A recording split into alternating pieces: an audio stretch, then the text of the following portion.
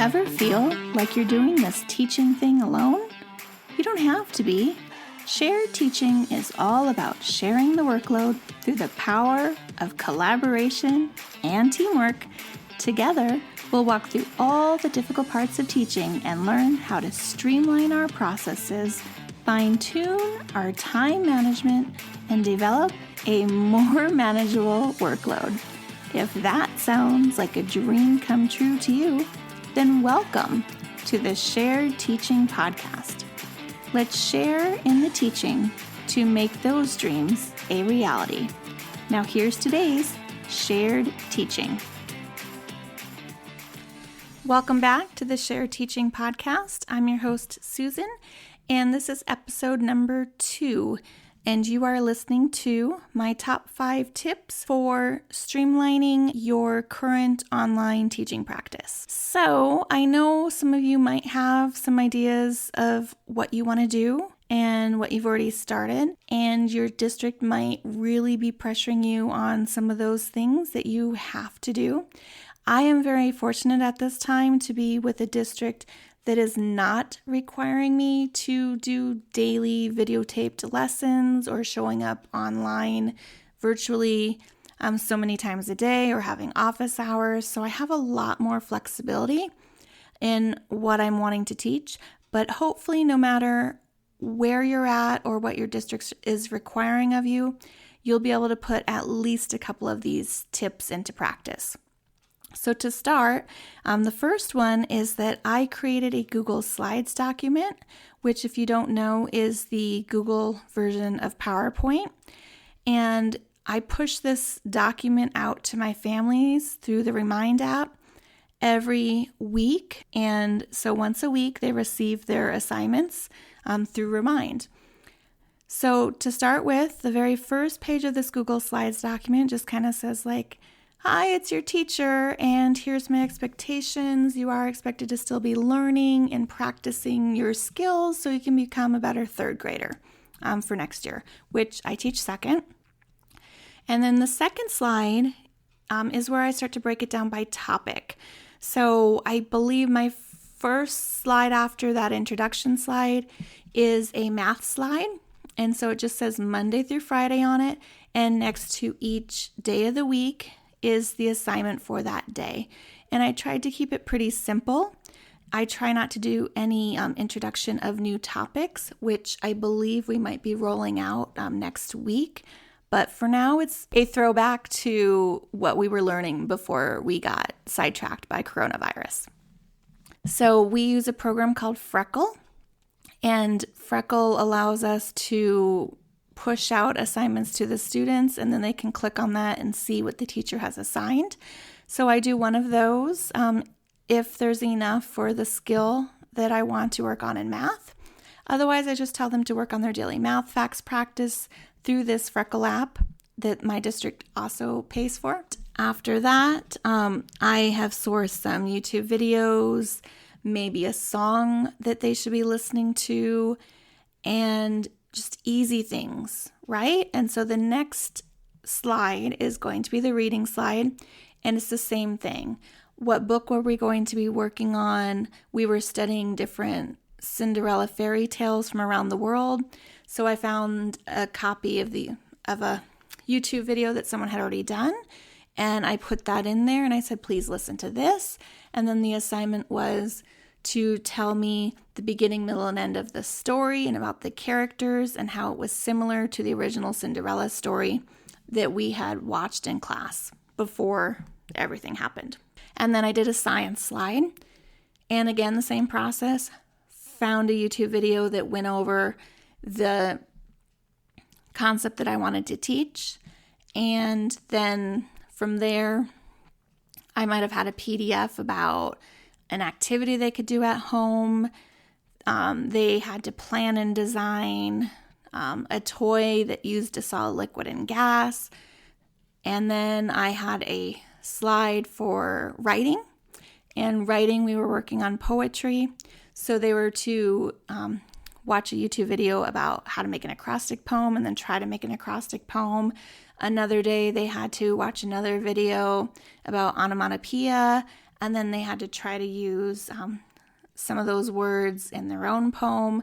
So I just found things like that very simple, where they could have access to the video. I know a lot of them have phones and they can watch the videos on the phone, and then just a piece of paper to write down their poem. And then I asked them every time, I said, send me a picture, share with me. I want to see what you're doing. And I actually have a lot of students that have enjoyed doing that and then showing me what their finished product looks like, because then I comment on it. We have a school Facebook page. I share it out there as well so that they can look on there and see like, hey, is my stuff on there? And it's just a little bit more encouragement to have them actually focused and working on something at this time. And then the last slide that I have is one that just has general links for different math programs, reading programs that I've used and I recommend, whether we're in school or not. And a lot of those are actually published on my website. If you go to shareteaching.com, there's one under my math subjects and one under my reading. So you can find those same websites listed there. And so I just listed them out in a link format the parents can click on. And then I found out the easiest way to share this Google slide for myself was to create it as a PDF once I was done. And that preserved all the links. And I attached that to a remind message. And then I send an announcement out to the parents. Hey, this is this week's message or this week's assignments. And then they open it and they can go through it. And if they can't print out the PDF materials, then they've been just taking regular pieces of paper that they have around their home and kind of recreating the worksheet that way. And I found that worked pretty well. It is a school that has a lot of lower socioeconomic students. And it also has a population that doesn't have a lot of access to technology or internet at home. So, I'm not getting as many kids as I would like to be practicing and working, but I am getting a decent amount of students from those assignments. Okay, so that is tip number 1. Let's move on to tip number 2. So tip number 2 is to set up a Google Classroom if you haven't done so already. And instead of arranging things by topics, arrange them by the week, especially while we're out due to this crazy virus. I just find it's easier to organize that way. You can just say like week 1, week 2, or put week with the dates. And then they can like look under that section for all the things that you've assigned for that time period, rather than here's all the reading and here's all the math. I just find it's a little bit easier for families to navigate and also for students to have less things to look at, especially if you're teaching younger grades like I do. And my third tip is for student engagement. So I've already mentioned I use the Remind app, and I really like Remind. I think next year I might actually move over to Class Dojo just because of the behavior point system and also like the class stories. But for now, Remind is working okay. And I have 100% of my class on it. So yay! That was always exciting to get that. And I like to encourage my students, again, send a picture, tell me what you're doing. I want to see it. And then when they send me a picture, I can like shoot them a little quick thumbs up. And my favorite right now is to leave them a voice message. And I think Remind only allows like 10 or 12 seconds, so I have to be pretty short and concise, which is a little hard for me. But I can just be like, hey, John, I love the way that you built that car out of those toilet paper tubes. Way to be resourceful. Thank you so much for sharing. And it makes their day. Like sometimes I get them sending me a voice message back. I don't think they realized that they could do that until I had done it. So it's just a really cool way to hear their voice and stay connected, and then they hear me, knowing that I'm checking in on them in a more personal way than just typing a text message back and forth to their parents. Okay. Tip number 4 is if you are having to record videos and tutorials, is to do a screen recording of anything that the parent's trying to get into. For instance, I signed up the class with Epic and also with Khan Academy. And Khan Academy is a little bit tough at first to figure out where do you get the videos from, how do you sign up. So I actually did a screen recording doing that. And I have a Mac, so in Mac it's built-in QuickTime. It's free to use, and I don't think there's a time limit on how you record your screen. So I just set that up. I record my screen, I plug in my external microphone like I'm using now, and I just record a quick tutorial. And then again, it's too large to send to parents through Remind, so I put it in my Google Drive. I get this sharing link, and then I can send the link to families, and then they can go and view the video. Another option is you can upload that video to YouTube, and you can make it private. Like, no one has to see it. It doesn't have to be a public YouTube page. You can just make a private YouTube page just so you can get that share feature and have parents be directed there with the link of the video once you've published it. So that would be my tip number 4. Last but not least, tip number 5 is to reach out to your team and see if there's ways you guys can collaborate and share the workload.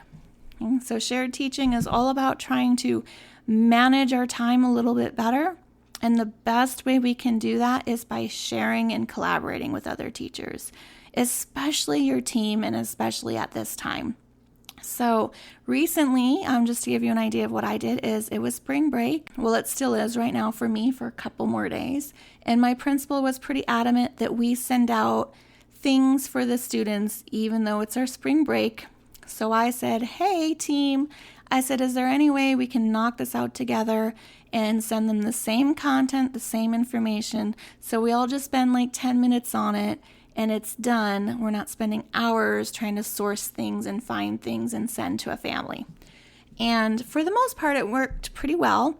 What I did is I just created a Google document, and in that I created a table. So it kind of looked like a little bit like a bingo board. And then in each square, we just added links that we had found that were like science material, or not science materials, but science activities. There was like virtual field trips. There was my PE teacher at our school is very big into speed stacking. So there was his link for the speed stacking. There was like art with Mo Willems, like all those kind of things that have been like bombarded to me in email are the links now that I put in there that, hey, these are some really fun activities that you can do that are not necessarily academic based, but will help, get you from being super bored at home. And we shared that out. So again, I just created the Google Doc, and then there's a button that says share, and then you type in your team's email addresses, and you want to make sure it says that people with the link can edit. And then everyone's allowed to go in there even at the same time and type on that document, and you can see like which boxes are getting filled in, what needs to be fleshed out some more. And in the bottom, I just said, here's a reminder for the links that the district has for you if you need food services or anything while we're away for the week during spring break. And we sent that out. So hopefully these tips have been very helpful for you. Just a quick recap. We had starting your weekly assignments maybe as a Google slideshow, broken down into subjects for each slide with simple videos and print materials, a mixture of things that could be done with or without technology throughout the week. Then we had a Google Classroom arranged by the week that it's being taught rather than topic. And then the third one was to leave voice clips on Remind through the Remind app so that students could hear your voice and you're still having that personal touch. The fourth one is to record short tutorial videos, especially for those parents that might need a little bit extra technology assistance. And last was to ask for help from your team, maybe creating some shared documents together. I hope you've enjoyed this podcast, and anytime you want to hear some specific topics, please go to sharedteaching.com and look for the podcast page. so you can learn more about how to contribute and share and have your voice for what topics you would like to hear next. Thanks so much for tuning in to episode number 2. I'm Susan, and I will see you next week. If you've loved this show, then join me in sharing the teaching, hitting that subscribe button, and leaving us a review on iTunes, so we can be found by more teachers like you who are ready to start sharing the workload. I hope you've enjoyed this episode. Find new episodes each week on sharedteaching.com. Thanks for listening to the Shared Teaching Podcast.